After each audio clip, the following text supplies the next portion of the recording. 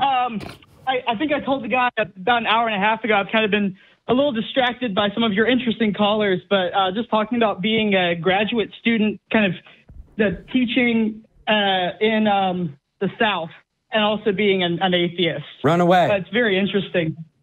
This is my advice. Get away. Run. Run while you can. Start a large family and teach them to be skeptics.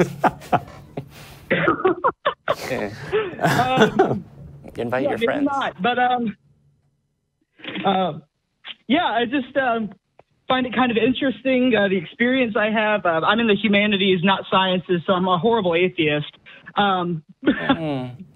But I'm kidding. There's just a stereotype. Yeah. But yeah. Yeah. But a lot of what I end up doing and talking about in terms of dealing with students is critical thinking. And it seems like there's always this assumption that, okay, we're talking about critical thinking, so therefore you're trying to get me to not believe what I'm coming in believing already. And I tend to not wear my beliefs on my sleeve as much because of that, being here. If I said that, I'd be immediately discounted. Yeah, that and armbands are really out of style, particularly in recent days. Yeah.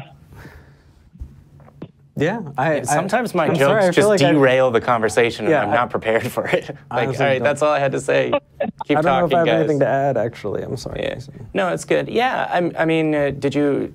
It can be really difficult to try and have a conversation with someone if they've already got their walls up, right? Yeah. They come in, you say critical thinking, shields up, and then, yeah. Well, yeah. And people are terrified. Sorry. No, go ahead. Mm-hmm. I was just going to say, people kind of get terrified with the Socratic method. If what they say isn't immediately accepted, suddenly it's you're crucifying them for it. Well, Aristotle compared himself to a gadfly, right? It is annoying and it is uncomfortable to do. Mm-hmm. And the more we can get into those uncomfortable situations, it's usually how we get to the biggest breakthroughs, is taking a good look at the things that you don't want to see are false, and then learning that they're false. Yeah. So, well, I mean, there's lots of, if you're teaching critical thinking, you probably know this. There's lots of ways to ease people into thinking critically, like getting them to talk about, like, oh, what's the definition of a liquid?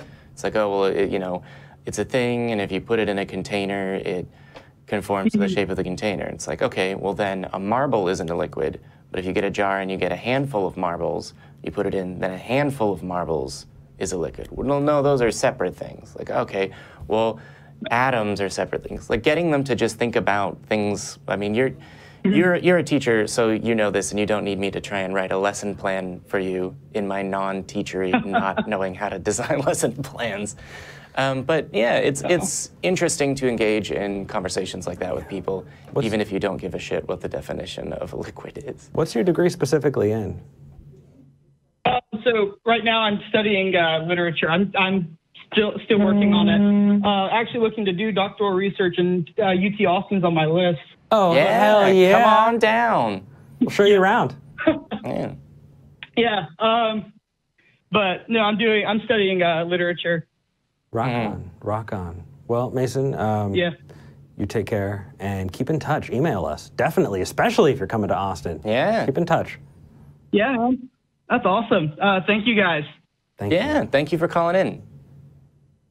Yeah. All right. Woo. Okay. You definitely made the bullet real fast. All right, let's get... So we'll get through the last two, and then I do have a thing. It is trending for me to be in very revealing clothing. Look, if we're okay with a whole lot of Photoshop, maybe, but we really got to hit that, and a whole lot of people have got to say us for talking. Eric, you know exactly how my imagination is playing with that statement. It is nowhere near as bad as what's going on in the live chat.